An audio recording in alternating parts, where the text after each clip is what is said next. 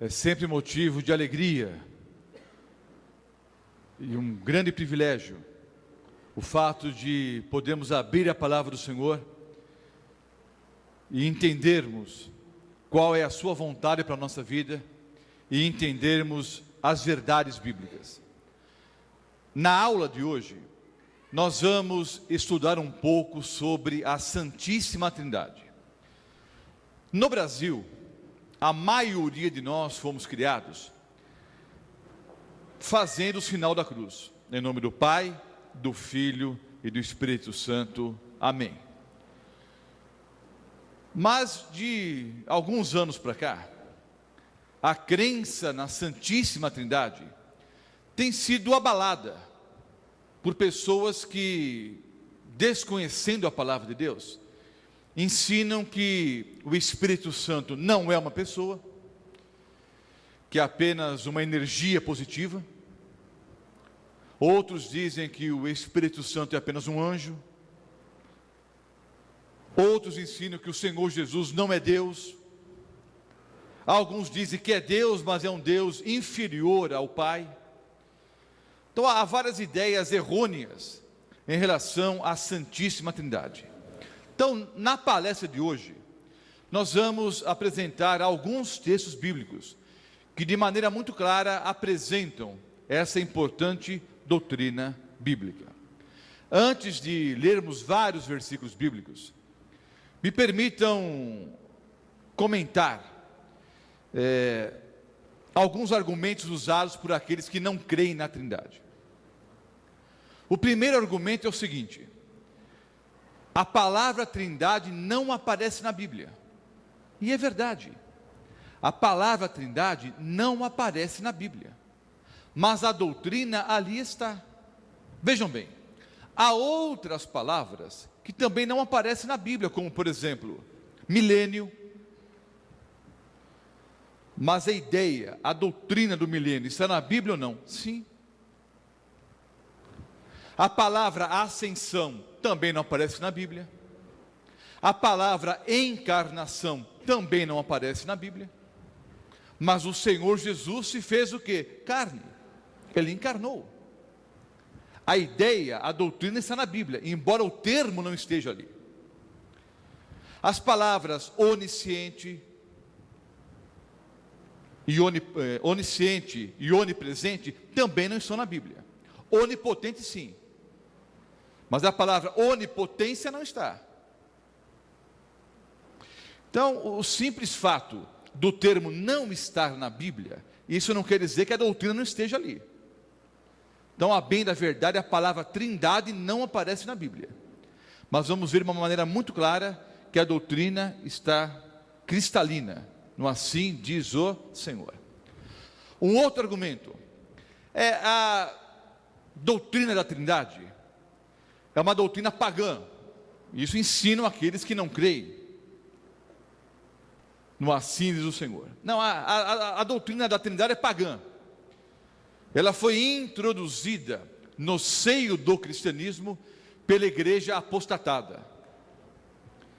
E cito como exemplo o fato de algumas religiões pagãs crerem em 3 deuses, ou num Deus com 3 cabeças.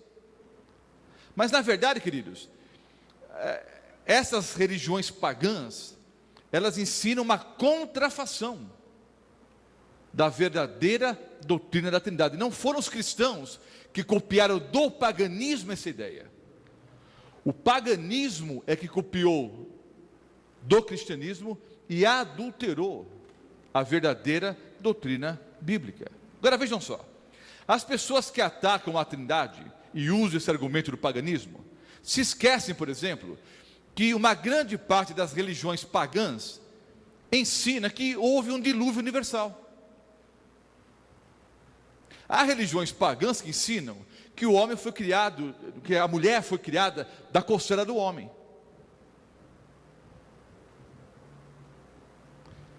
São ensinamentos bíblicos que foram tirados da palavra de Deus, não é? E aplicados de maneira errônea em várias, religiões pagãs. Então, o simples fato de uma religião pagã ensinar algo parecido com aquilo que nós ensinamos, isso não quer dizer que nós copiamos do paganismo, é justamente o contrário, é a contrafação satânica. Satanás pegou a ideia e deturpou a ideia. Quer um exemplo clássico? O Senhor Deus, no jardim do Éden, estabeleceu ali o ritual do santuário, o altar do holocausto. Quando Adão sacrificou ali o cordeirinho, aquele cordeiro apontava para o Cordeiro de Deus que tira o pecado do mundo. Vocês conhecem bem a história. Satanás pegou essa ideia e deturpou a ideia. Por isso que há holocaustos, altares de holocausto, na grande maioria das religiões pagãs. É a contrafação satânica. Mas uma ideia completamente diferente da palavra de Deus. Na palavra de Deus, o animalzinho era oferecido não para aplacar a ira de um Deus tirano, de um Deus irado, não. Era simplesmente o quê? Um símbolo do Cordeiro de Deus que tira o pecado do homem, do mundo. Então, tudo que Deus é ou faz, o demônio tenta imitar. Um outro argumento daqueles que não creem na Trindade. Bom, a Trindade é uma doutrina católica. Os católicos ensinam de maneira correta e coerente sobre a Santíssima Trindade. Agora vejam, há várias coisas que a Igreja Católica Apostólica Romana ensina, que eu também ensino, eu também creio. Então, o argumento, a Igreja Católica ensina, logo é errado, é um argumento totalmente furado.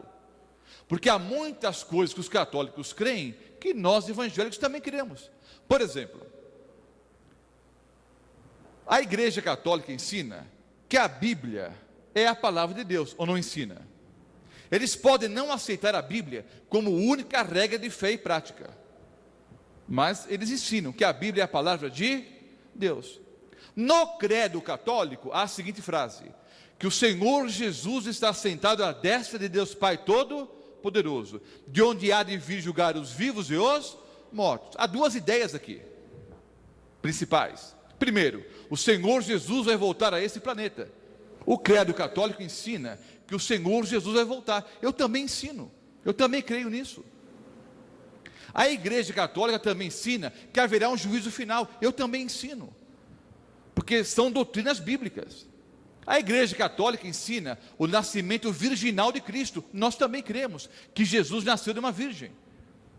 Então vejam, esse argumento, a Igreja Católica ensina, logo é mentira, é um argumento totalmente irracional.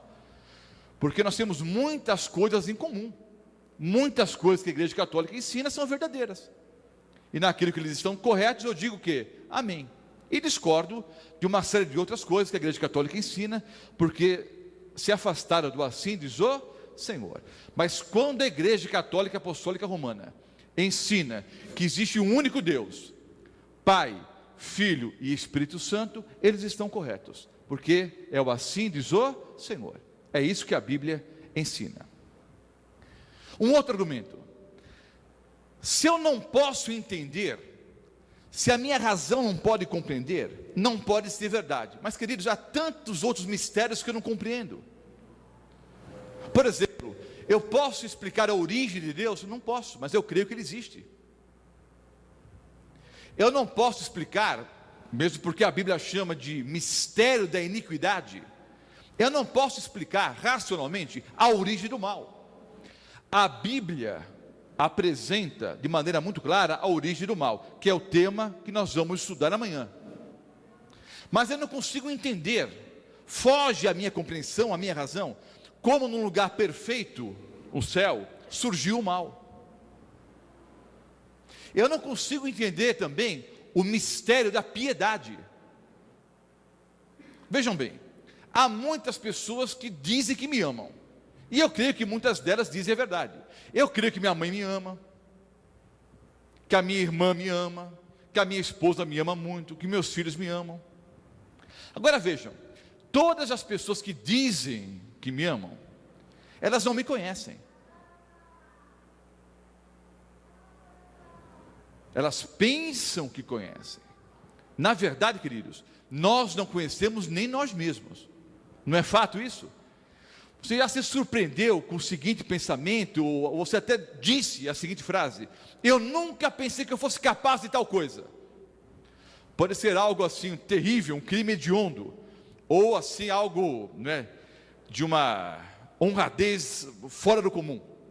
Olha, nunca pensei que eu fosse capaz de um ato tão heróico quanto aquele. Nós mesmos nos surpreendemos com as nossas atitudes. O que prova isso? Que o Roberto Mota não conhece nem o Roberto Mota. Agora vejam, o Senhor Deus é a única pessoa que me conhece 100%. Certo ou errado? Sim ou não? É a única pessoa que me conhece 100%. E ainda assim me ama. Eu não consigo entender isso. Como é que alguém que me conhece tanto, conhece os cantinhos sujos do meu coração, as teias de aranha que é na minha vida, os pecados que é no meu coração? Não fiquem assustados não, eu sou um miserável pecador. Como é que Deus, que sabe todas as coisas, e me conhece nos mínimos detalhes, ainda me ama? E me amou a tal ponto, de ter enviado o seu único filho para morrer por mim na cruz do Calvário. Isso é um mistério, eu não consigo entender. Mas eu simplesmente aceito, porque a Bíblia ensina que é assim. Então, esse argumento não é racional, logo eu não aceito. Há tantas coisas que eu não consigo entender na Bíblia, mas eu aceito pela fé. O fato é o seguinte, queridos: um grande problema daqueles que atacam a Trindade e daqueles que defendem a Trindade é o fato de tentar explicar aquilo que Deus não explicou. A doutrina da Trindade é uma doutrina bíblica, revelada, mas não explicada. Entenderam? Essa doutrina está claramente revelada na palavra de Deus, está exposta na palavra de Deus, mas não nos mínimos detalhes. É revelada, mas não é explicada, por um simples fato. Queridos, o dia que eu puder explicar a Deus nos mínimos detalhes, eu serei o quê? Igual ou superior a Deus. O dia que eu puder explicar a Deus nos mínimos detalhes, eu serei igual ou superior a Ele. Algumas pessoas dizem: a doutrina da Trindade nós só vamos entender no céu. Eu digo o seguinte: eu creio que nem no céu nós vamos entender nos mínimos detalhes o mistério da Trindade. Porque o dia que eu puder explicar a essência de Deus, eu serei igual ou superior a Ele. E houve um ser no céu que quis ser igual a Deus. Vocês sabem quem foi esse ser, não é? E de lá ele foi o quê? Expulso. Então eu simplesmente creio, porque a Bíblia ensina. Eu assim diz o Senhor. Muitas pessoas tentam explicar a Trindade da seguinte maneira, e cometem um erro. Não, a Trindade é como H2O, é a fórmula da água, não é? Como nós encontramos a água em 3 estados, não é? Sólido, líquido e gasoso, mas é sempre H2O, assim também é com Deus. Veja, como é que eu vou explicar a Trindade com a fórmula da água? Já ouvi explicações do tipo: não, a Trindade são como os 3 poderes do governo. É o judiciário, o legislativo e o executivo. Então, da mesma forma como são 3 poderes, mas um único governo, assim é a Trindade. Queridos, não dá para explicar a Trindade dessa forma. Já ouvi explicações do tipo: a Santíssima Trindade é como um aparelho 3 em 1. Tem o rádio, a AM, FM, tem o toca-fitas e tem o CD player. Então, sabe, queridos, a gente não pode começar a se perder em argumentos tentando explicar o que a Bíblia não explica. A Bíblia não dá detalhes, a Bíblia simplesmente diz que existe um único Deus, e que esse único Deus é Pai, Filho e Espírito Santo, 3 pessoas em um único Deus. É o mistério da Trindade, revelado, mas não explicado. Vou mostrar vários versículos bíblicos. Os 2 primeiros que eu vou ler estão no Evangelho de Mateus. Mateus 3, 16 e 17 e Mateus 28, 19. Em Mateus 3, há a cena do batismo do nosso Senhor e Salvador Jesus Cristo. Vocês conhecem a história, já está aparecendo aí no quadro. Batizado Jesus, saiu logo da água. E eis que se lhe abriram os céus, e viu o Espírito de Deus descendo como pomba, vindo sobre ele. E eis uma voz do céu que dizia: eis o meu filho amado, em quem me comprazo, ou em quem me alegro. É preciso ser muito louco ou cego para não enxergar três pessoas aqui. Ora, o Senhor Jesus Cristo saindo da água, o céu se abrindo e o Espírito Santo descendo em forma corpórea, como pomba, descendo sobre Cristo Jesus. Nós não cremos no Deus pomba, nós cremos na pessoa do Espírito Santo, que por um motivo especial manifestou-se em forma corpórea como pomba por ocasião do batismo de Jesus. Não cremos que o Espírito Santo é uma pomba, mas ele se manifestou em forma corpórea como pomba por ocasião do batismo de Cristo. E uma outra pessoa no céu, o Pai, dizendo: eis o meu filho amado, em quem me comprazo, em quem me alegro. Então, Deus o Pai no céu, Deus o Espírito Santo descendo em forma corpórea como pomba, e o Filho na água, saindo dali. Três pessoas de maneira muito clara nesse texto. Mateus 28, versículos 19 e 20, apresentam a grande missão, a ordem dada pelo Senhor Jesus a todos os cristãos. No versículo 19, há o seguinte texto: o Senhor Jesus disse: portanto, ide, fazei discípulos em todas as nações, batizando-os em nome do Pai, do Filho e do Espírito Santo. As pessoas que atacam a Trindade dizem, sem nenhuma base histórica ou bíblica, que esse texto não se encontra nos melhores originais. Ora, há algumas semanas atrás, nós tivemos um encontro de pastores e anciãos no UNASP, lá em Engenheiro Coelho. E um dos grandes teólogos da Igreja Adventista, Dr. Reinaldo Siqueira, apresentando esse assunto, ele disse claramente que a maioria absoluta dos manuscritos mais antigos trazem essa fórmula batismal, em nome do Pai, do Filho e do Espírito Santo. Então esse argumento, esse texto não se encontra nos principais manuscritos, dos principais originais, isso não coincide com a verdade. A ordem dada pelo Senhor Jesus Cristo é que nós deveríamos batizar em nome do Pai, do Filho e do Espírito Santo.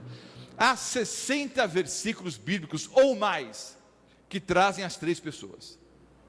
Mais de 60 versículos bíblicos trazem o nome do Pai, do Filho e do Espírito Santo. Há outro argumento ainda, em Mateus 28.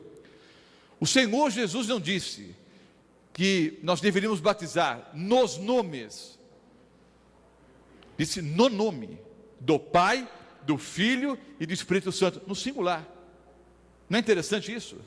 Não disse também batizar no nome do Pai, no nome do Filho, no nome do Espírito Santo. Não, disse batizar no nome, ou em o nome do Pai, do Filho e do Espírito Santo, no singular, um único Deus, Pai, Filho e Espírito Santo. Há mais de 60 versículos bíblicos que trazem os três nomes, Pai, Filho e Espírito Santo. Vou mostrar apenas uns 3 ou 4 aqui. Segunda carta do apóstolo Paulo aos Coríntios, o capítulo 13, o versículo 13. A graça do Senhor Jesus Cristo, o amor de Deus e a comunhão do Espírito Santo seja com todos vós. Amém. Aparece aí o nome de Cristo, Deus, o Pai, e a comunhão do Espírito Santo. Aparecem os três nomes, as três pessoas, numa ordem distinta agora, uma ordem diferente. Aparece primeiro o Filho, depois Deus o Pai, depois o Espírito Santo. Veja um outro texto, 1 Pedro 1, versículo 2. Eleito segundo a presciência de Deus Pai, em santificação do Espírito, para a obediência e aspersão do sangue de Jesus Cristo, graça e paz os seja multiplicada. De novo, as três pessoas, numa ordem inversa. Primeiro vemos aqui o nome, Deus o Pai, depois o que? O Espírito Santo, e depois o nome de de Jesus Cristo. De novo as três pessoas numa ordem inversa. Mas vós, amados, edificando-vos a vós mesmos sobre a vossa santíssima fé. Vejam qual é o nome que aparece primeiro agora. Orando no Espírito Santo. Conservai-vos a vós mesmos na caridade de Deus, esperando a misericórdia de nosso Senhor Jesus Cristo para a vida eterna. Judas, o capítulo 1, só um capítulo, né? Os versículos 20 e 21. De novo as três pessoas, de novo os três nomes, numa ordem diferente. Vejam que todos os versículos bíblicos que eu li até agora demonstram claramente as três pessoas, os três nomes, só que em ordem aleatória. Uma hora aparece o Pai, depois aparece o Filho, depois aparece o Espírito Santo, mostrando que os três estão no mesmo nível, os três estão em pé de igualdade. O nome divino, Elohim, é o nome plural, é o nome de Deus, mas é um nome que no plural. E há pelo menos 3 versículos bíblicos, há vários outros, mas pelo menos 3, que apresentam de maneira muito clara Deus se referindo a si mesmo no plural. Gênesis 1, 26. O Senhor Deus disse: façamos o homem a nossa imagem e a nossa semelhança. Deus falando no plural: façamos o homem a nossa imagem, a nossa semelhança. Nossa de quem, queridos? Pai, Filho, Espírito Santo. Gênesis 3, 22. Quando Adão e Eva pecaram, Deus disse: o homem se tornou como um de nós, conhecedor do bem e do mal.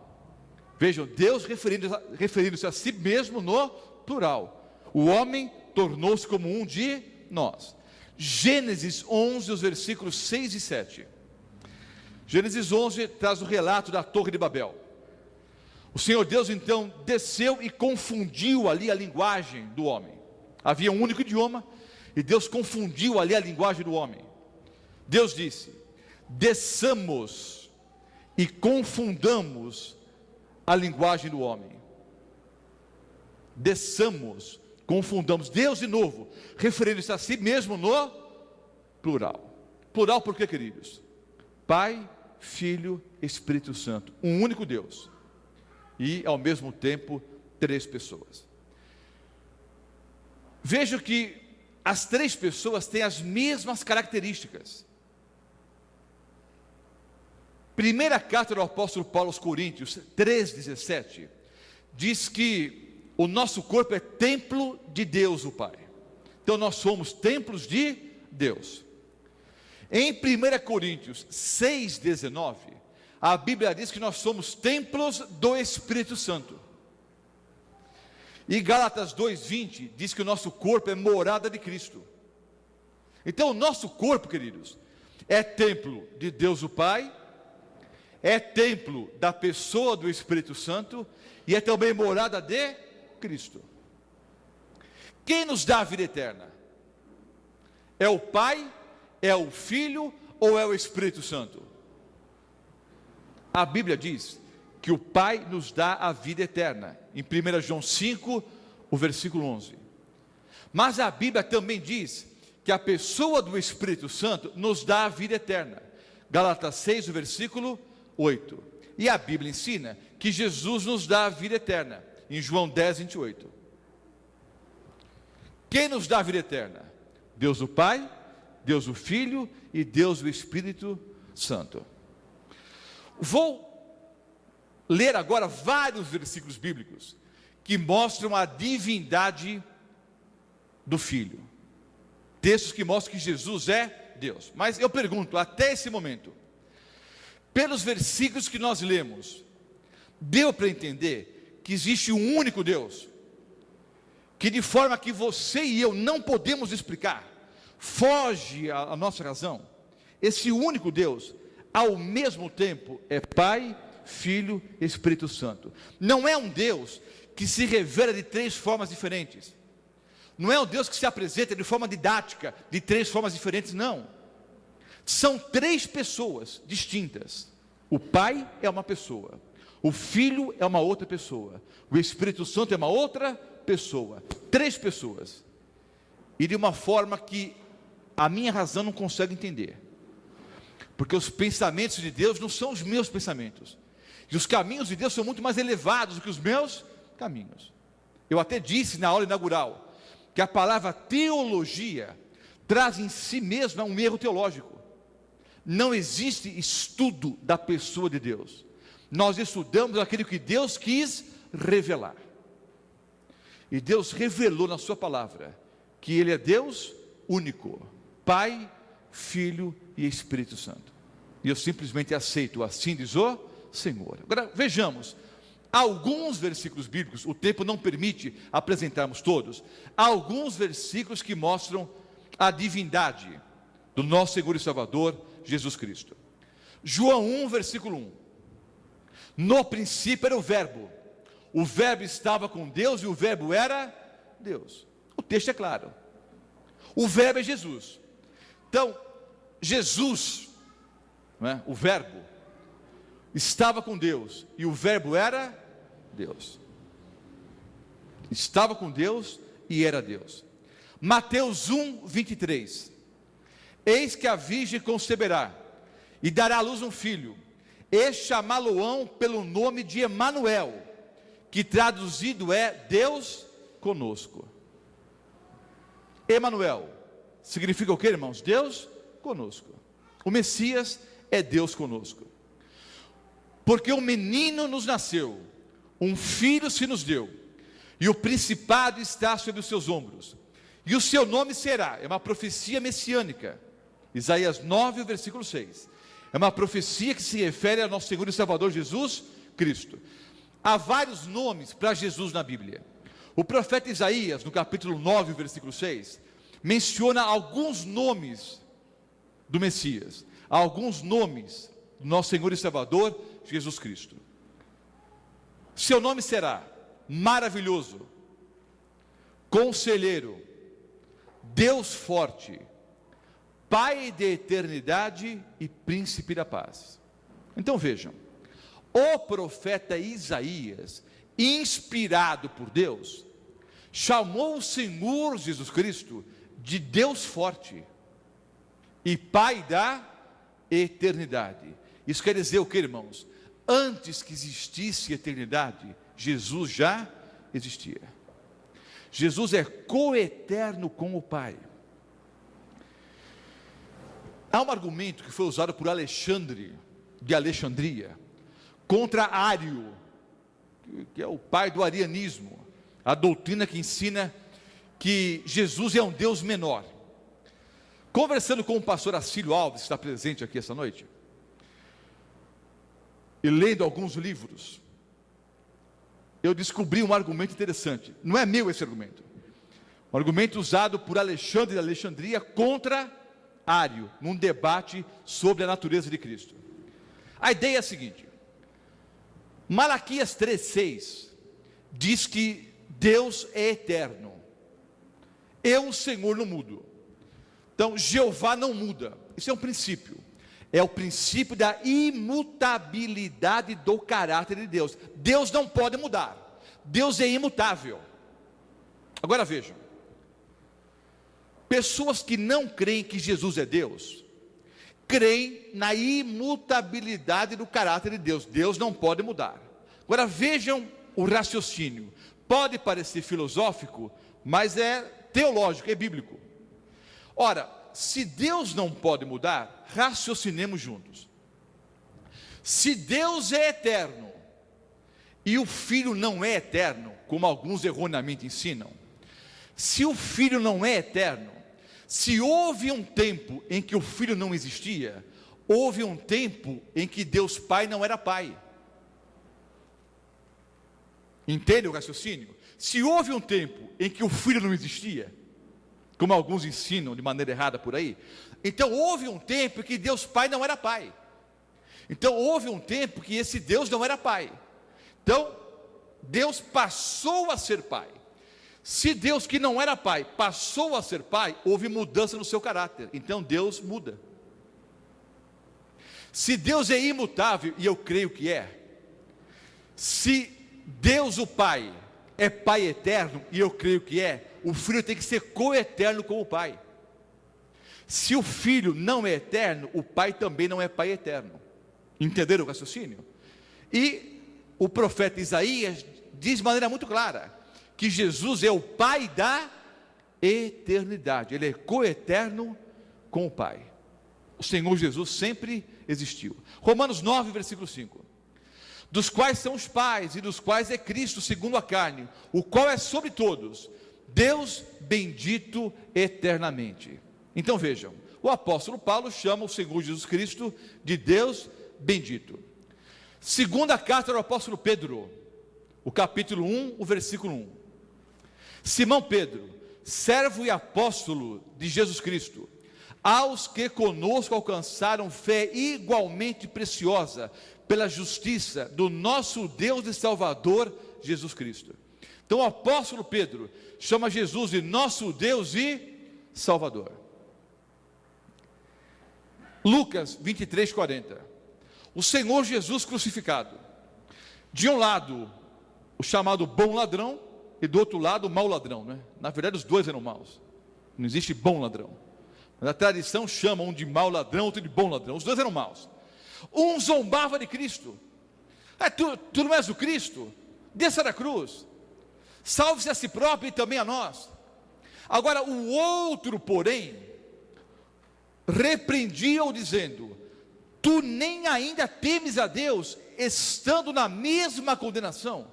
Veja que extraordinário, queridos. Esse ladrão na cruz, crucificado, à beira da morte, ele olha para a pessoa que está ao seu lado, nosso Senhor e Salvador Jesus Cristo, e vê naquele homem Deus. Vejam a fé desse homem, a tal ponto de dizer para o outro ladrão: dá para você calar a boca aí? Será que nem agora você teme a Deus, estando na mesma condenação? Os dois ladrões estavam na mesma condenação de quem, queridos? Jesus, que é quem? Deus. O ladrão disse: nós estamos na mesma condenação de Deus, porque o ladrão viu naquele ser, na pessoa de Cristo, o verdadeiro Deus.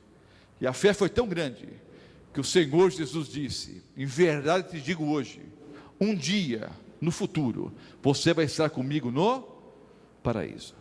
Tamanha foi a fé desse homem, recebeu a vida eterna. João 20, versículo 28. O Senhor Jesus apareceu para os discípulos no primeiro dia da semana. Era o pôr do sol do primeiro dia da semana. Terminava o primeiro dia e já começava o segundo. Estavam os discípulos ali reunidos, com medo dos judeus.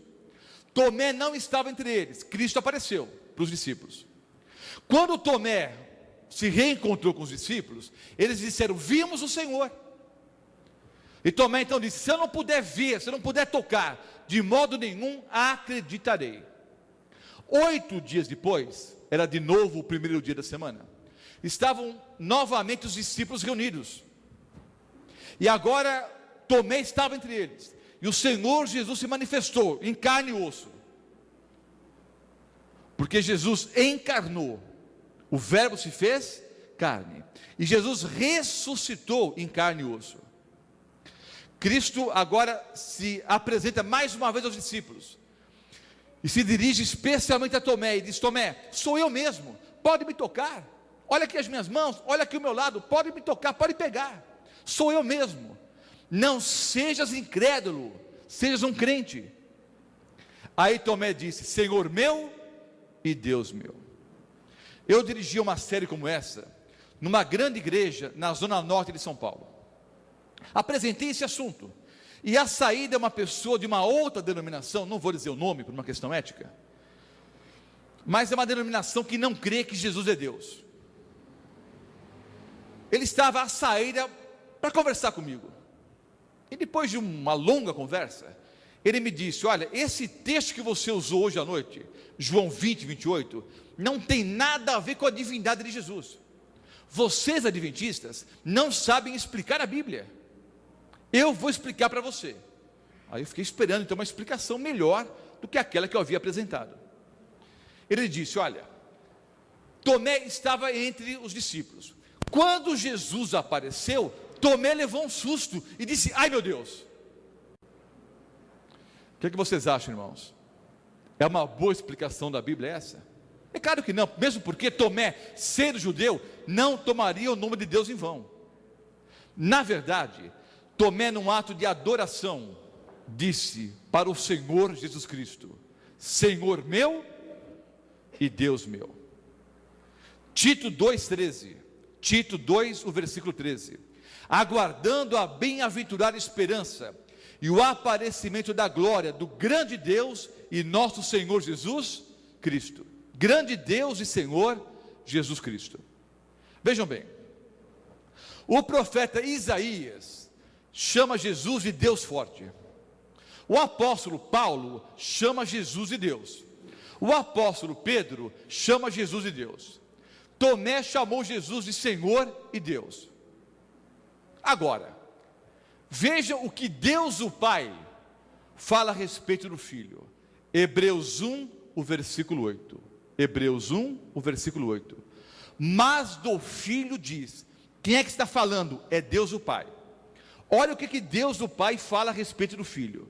Mas do Filho diz: ó Deus, o teu trono subsiste pelos séculos dos séculos, certo de equidade é o cetro do teu reino. Então, queridos, Deus o Pai chama o Filho de Deus. Em Hebreus 1, versículo 8. Então vejam, entre Deus o Pai, o profeta Isaías, o apóstolo Paulo, o apóstolo Pedro, Tomé e todos os personagens bíblicos e autores bíblicos que chamam Jesus de Deus, e qualquer pessoa que bate domingo de manhã na porta da minha casa, ou qualquer informação na internet, eu fico com Deus, com Paulo, com Pedro, com Tomé, com Isaías. Acho que eu estou mais seguro estando com Deus, com Paulo, com Tomé, com Isaías, com o apóstolo Pedro. Melhor ficar com eles do que ficar com qualquer informação da internet ou qualquer pessoa que bate domingo de manhã na porta da minha casa. Com Deus eu estou mais seguro. E Deus chama Jesus de Deus. Hebreus 1, o versículo 8. Mais alguns textos. E sabemos que já o Filho de Deus é vindo. Ele nos deu entendimento para conhecermos o que é verdadeiro. E no que é verdadeiro estamos, isto é, em seu Filho Jesus Cristo. Este, Jesus Cristo, é o verdadeiro Deus e a vida eterna. 1 João 5, versículo 20. Jesus é o verdadeiro Deus e a vida eterna, segundo o apóstolo João. Também conversando com o pastor Acílio, eu tenho aprendido muitas coisas com ele, é um homem inteligente, estudioso da Bíblia. Aprendi com ele uma ilustração simples, que eu vou apresentar para vocês agora. Quantos de vocês têm conta no Bradesco? Estou citando o Bradesco porque é o banco mais comum, para citar Itaú, qualquer outro. Quem tem conta no Bradesco aqui? Algumas pessoas têm. Vamos imaginar que eu tenho uma dívida de 50 mil reais, né, com o Bradesco. Eu devo 50 mil reais para o Bradesco. Devo 50 mil reais para a instituição. Não devo um centavo para ninguém. Eu devo amor, carinho, respeito, amizade. Mas dinheiro, não devo um centavo para ninguém. Mas por hipótese, vamos imaginar que eu deva 50 mil reais para o Banco Bradesco. Aí o gerente pega a minha dívida e joga na sua conta. Na sua conta. Você não é o meu avalista, você não é o meu fiador. De forma simplesmente, não é, aleatória, ele escolhe alguém ali e pega a minha dívida e joga na sua conta. Isso é justo ou é injusto? É justo você pagar a minha dívida? É justo? É claro que não. Se a instituição Bradesco quiser perdoar a minha dívida, eles têm que cancelar a escrita que está contra mim. Se eles querem abolir a minha dívida, cancelar a minha dívida e serem justos, a única forma de fazer isso é simplesmente o quê? pagando a minha dívida ou cancelando a minha dívida. Eles não podem pegar o que eu devo e jogar na conta de um outro cliente do banco. Isso seria o quê? Injusto. Queridos, por que que o Senhor Deus não permitiu que um anjo morresse em nosso lugar? Ou qualquer outra criatura? Se o Senhor Deus tivesse pego a nossa dívida e jogado sobre um anjo, que é uma criatura, seria justo? Não. Seria justo você pagar pelos meus pecados? É lógico que não. Mas Jesus morreu para pagar os nossos pecados, porque Ele é Deus. Só Deus poderia cancelar o que? A dívida. Se o Senhor Jesus não é Deus, o Pai foi tremendamente injusto ao colocar sobre uma outra criatura os pecados de outras criaturas. E o plano da salvação é uma tremenda de uma farsa, uma tremenda injustiça. O plano da salvação só tem lógica, só é um plano justo, se o Senhor Jesus for Deus. Ele resolveu cancelar a nossa dívida e se entregou na cruz por amor a cada um de nós. Só tem sentido se Ele for Deus. Há uma lista enorme, queridos, em vários livros por aí, que mostram que Jesus é Jeová. Há pelo menos uns 30 ou 40 textos que você pode comparar Antigo e Novo Testamento. Vou mostrar alguns poucos exemplos agora. O que eu vou mostrar nos próximos versículos bíblicos? Textos do Antigo Testamento que se referem a Jeová, e textos no Novo Testamento que se referem a Jesus. Os primeiros exemplos estão aqui: Zacarias 12:10 e João 19:37. Depois eu vou ler Isaías 44:6 e comparar com Apocalipse 1:17 e Apocalipse 2, versículo 8. Vai aparecer o quadro, vejam só. Sobre a casa de Davi e sobre os habitantes de Jerusalém derramarei o meu espírito da graça e de súplicas. Olharão para aquele a quem traspassaram. O texto aqui no original é obviamente uma referência a Jeová. E pranteá-lo-ão como quem pranteia por unigênito, e chorarão por ele como se chora amargamente pelo primogênito. Esse é um texto que na tradução Novo Mundo, por exemplo, das Testemunhas de Jeová, reza assim: verão a Jeová a quem traspassaram. Traspassaram ou transpassaram é português correto. Zacarias 12, o versículo 10. Agora vejam, a mesma frase no Novo Testamento em relação a Jesus. João 19:37. Outra vez diz a Escritura: eles verão aquele a quem traspassaram. O texto de Zacarias se referindo a Jeová. E agora a mesma frase se referindo a Jesus no Novo Testamento. Isaías 44, versículo 6. Assim diz Jeová, assim diz o Senhor, Rei de Israel, seu Redentor, o Senhor dos Exércitos: eu sou o primeiro e eu sou o último, e além de mim não há Deus. Então Jeová diz: eu sou o primeiro e o último, além de mim não há Deus. Isaías 44, 6. Agora vejam só, Apocalipse 1:17. Quando o vi, é João dizendo, quando o vi, ele viu a Jesus, caí a seus pés como morto, porém ele, Jesus, pôs sobre mim a mão direita dizendo: não temas, eu sou o primeiro e o último. E Apocalipse 2, versículo 8. Ao anjo da igreja em Esmirna escreve: essas coisas diz o primeiro e o último, que esteve morto e tornou a viver. Quem é que esteve morto e tornou a viver? Jesus Cristo, o primeiro e o último. Então o mesmo texto, ou a mesma ideia, a mesma frase, usada para Jeová no Antigo Testamento, é usada para Jesus no Novo Testamento. E há vários argumentos. O profeta Isaías, por exemplo, falando sobre o precursor de Cristo, João Batista, diz que João Batista, que Isaías chama de a voz do que clama no deserto, viria para preparar o caminho de Jeová. No Novo Testamento é muito claro que a voz do que clama do deserto, João Batista, veio para preparar o caminho de quem? De Cristo. E em Eclesiastes 12, o versículo 7, há a seguinte frase: o pó volte à terra, como era, e o Espírito volte a Deus que o deu. E em Atos 7, o versículo 59, quando Estevão está morrendo, ele diz: Senhor Jesus, nas tuas mãos entrego o meu espírito. Ora, Salomão, em Eclesiastes 12, versículo 7, diz que o espírito volta para Deus. Estevão, orando para o Senhor Jesus Cristo, disse: Senhor Jesus, nas tuas mãos entrego o meu espírito. O espírito voltou para Deus, para Cristo Jesus.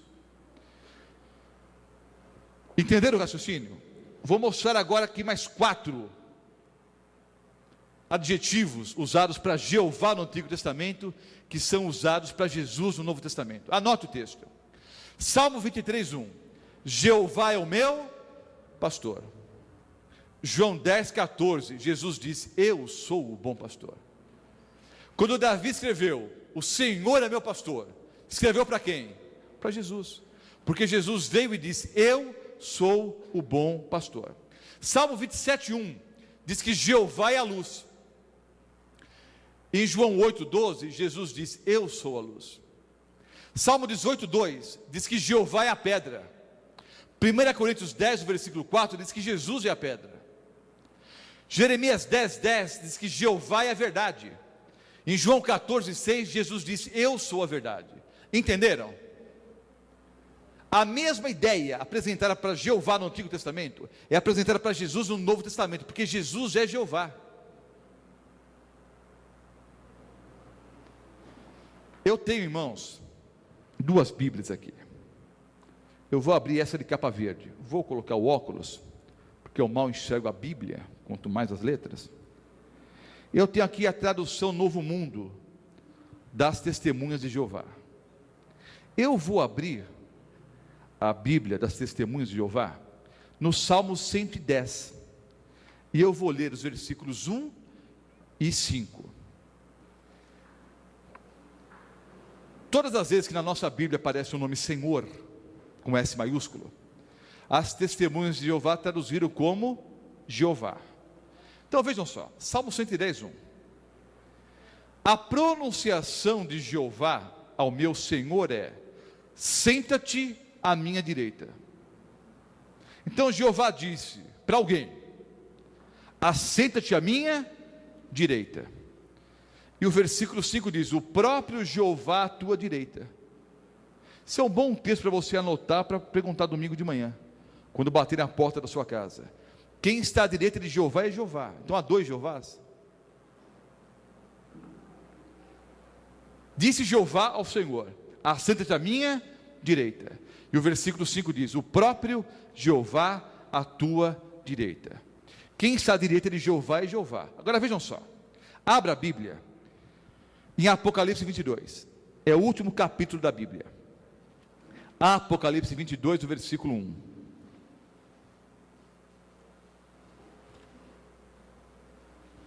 Apocalipse 22, o versículo 1. Então me mostrou o rio da água da vida, brilhante como cristal, que sai do trono de Deus e do Cordeiro. Então Deus e o Cordeiro estão assentados no mesmo trono. O próprio Senhor Jesus disse em Apocalipse 3, na carta a Laodiceia, que como ele venceu e se assentou no trono do Pai. Então o Senhor Jesus está sentado no mesmo trono de Deus. Agora Deus o Pai. Leiam Apocalipse 7. Apocalipse 7, o versículo 17. Apocalipse 7, 17.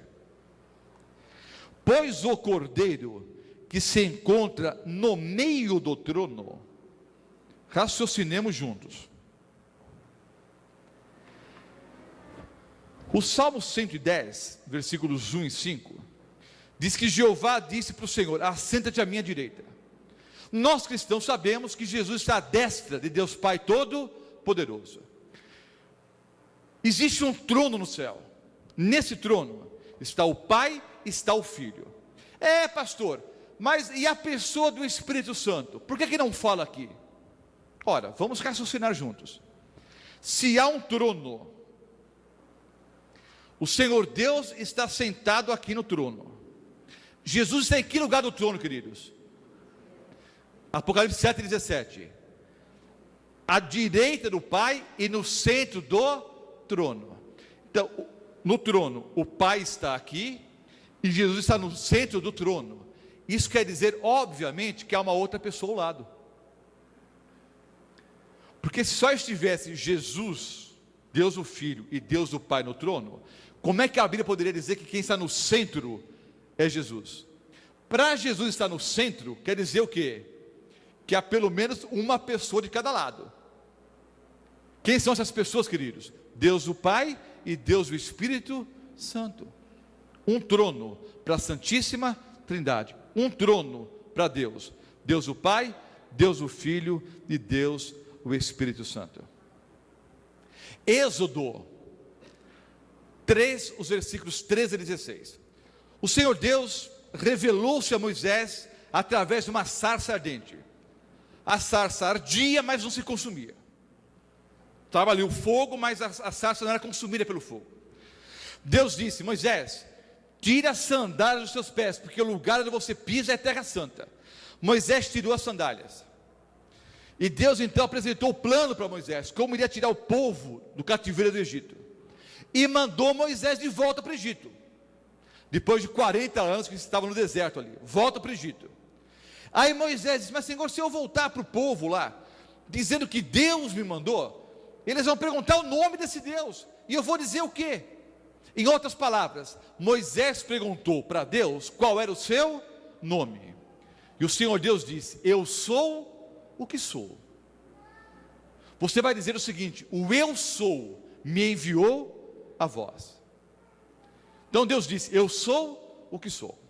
Em João 8, os versículos 58 e 59, havia um questionamento.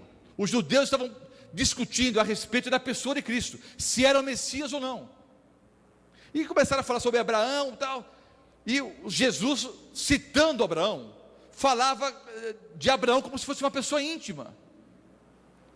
E os judeus, opositores a Cristo, ficaram confusos, e disseram o seguinte: mas espera um pouco, não tens 50 anos, e falas de Abraão como se tivesse conhecido Abraão? Aí Jesus disse: antes que Abraão existisse, eu sou. E aí os judeus pegaram pedras para o quê? Apedrejá-lo. Vejam bem, a concordância verbal, se o Senhor Jesus queria simplesmente dizer que era mais velho que Abraão, deveria ser a seguinte: antes que Abraão existisse, eu era. Mas não foi isso que ele falou, não. Ele disse: antes que Abraão existisse, eu sou. E os judeus pegaram em pedras para apedrejar Jesus, porque entenderam que Jesus estava claramente dizendo que era Deus. Numa outra ocasião, Marcos no capítulo 10, João 10, discutindo a respeito da pessoa de Cristo, eu voltei aqui errado, em João 10, os versículos 30 a 33, em meio à discussão, Jesus disse: eu e o Pai somos um. E nessa mesma discussão, no mesmo contexto, Jesus disse: olha, mas por que obra vocês me condenam? O que eu fiz de mal? O que eu fiz de errado? Por que obra vocês me condenam?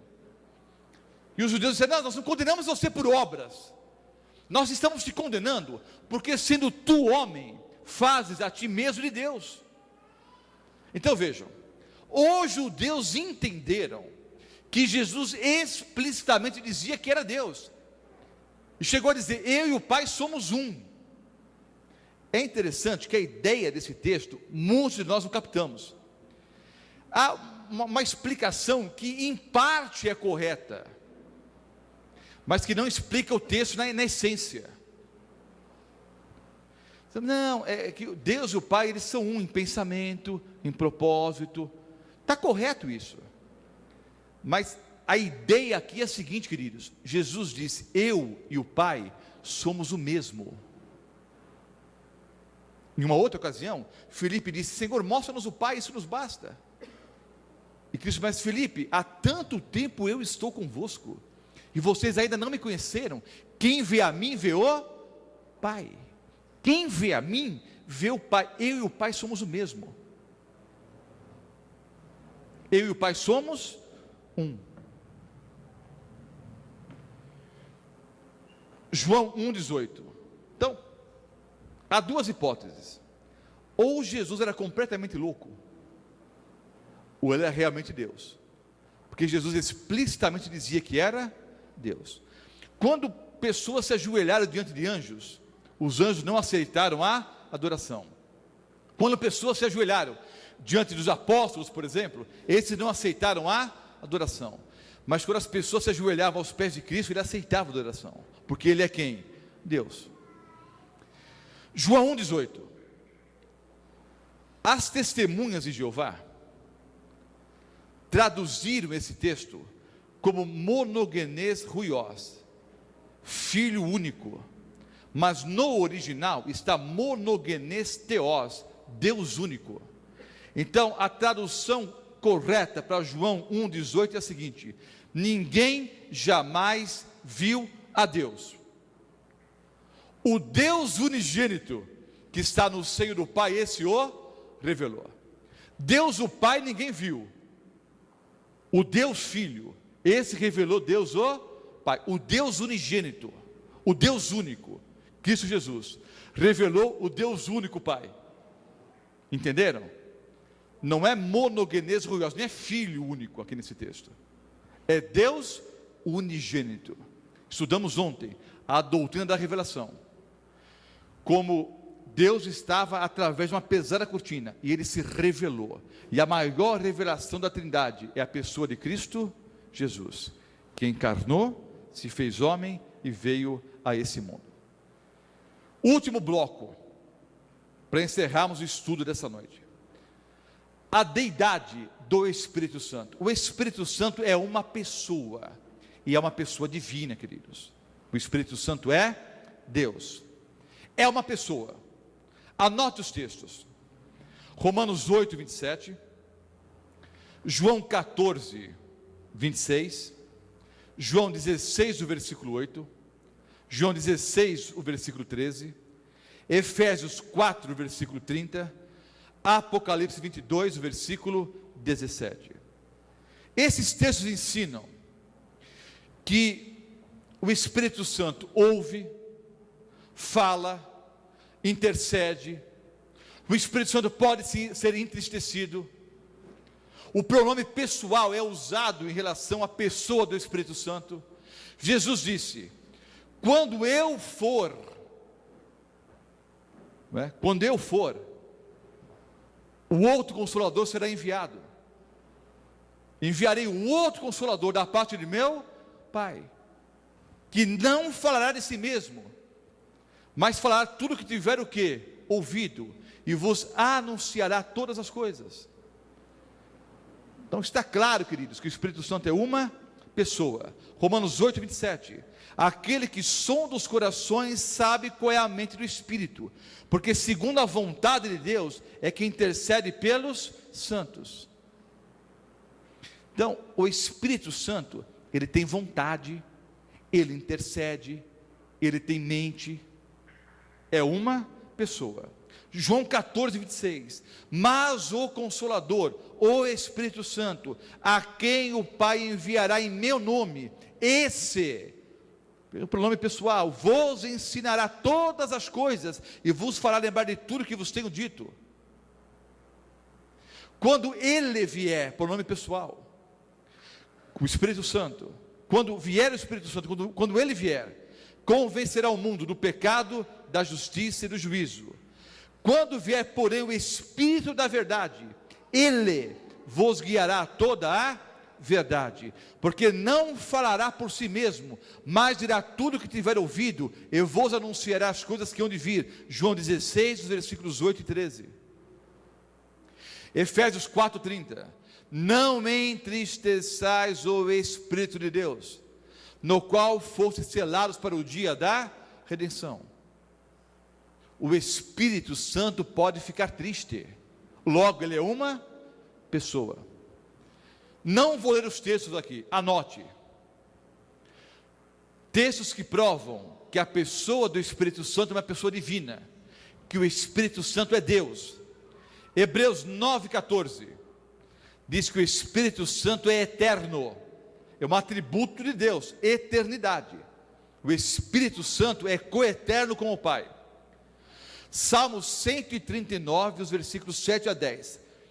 O termo, ou a palavra onipresente, não se encontra no Salmo, mas a ideia está ali, que a pessoa do Espírito Santo está em todos os lugares ao mesmo tempo.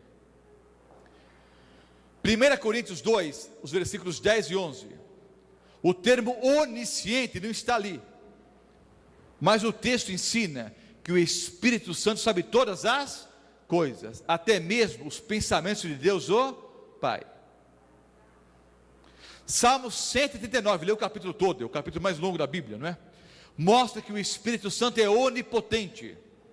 Então vejam, ele é eterno, onisciente, onipresente, onipotente, e o Salmo 104, versículo 30, diz que o Espírito Santo é criador. Então, é eterno, é onipotente, onipresente, onisciente e criador. São atributos do caráter de Deus. Então, claramente, queridos, você enxerga na Bíblia que o Espírito Santo é uma pessoa, e é uma pessoa o quê? Divina. Que nós, didaticamente, dizemos que é a terceira pessoa da Trindade. Mas os textos mostram, às vezes, o Espírito Santo em primeiro lugar, depois o Pai, depois o Filho. Vimos isso nos primeiros, não é, versículos bíblicos. O fato é que são três pessoas e um único Deus. Eu rogarei ao Pai, e Ele, o Pai, vos dará outro Consolador, a fim de que esteja para sempre convosco. E é o último texto. Pergunto, há alguma dúvida até aqui? Pena que eu não tenho tempo para mostrar todos os versículos bíblicos, mostrei apenas alguns. Há muito mais material sobre esse assunto. E se você quiser acessar o site www.profeciasparotempodofim.com.br, há um material adicional sobre esse assunto. Agora eu pergunto, ficou claro para vocês, dentro da palavra de Deus, que existe um único Deus, que ao mesmo tempo são três pessoas? Esse mesmo Deus é ao mesmo tempo três pessoas: o Pai, o Filho e o Espírito Santo. Que o Filho é Deus coeterno com o Pai, que o Espírito Santo é uma pessoa divina, Deus o Pai, Deus o Filho, Deus o Espírito Santo. Na última palestra que fiz sobre esse assunto, na cidade de Sabino, uma pessoa me perguntou: mas pastor, se o Espírito Santo é uma pessoa, como é que eu posso ser batizado no Espírito Santo?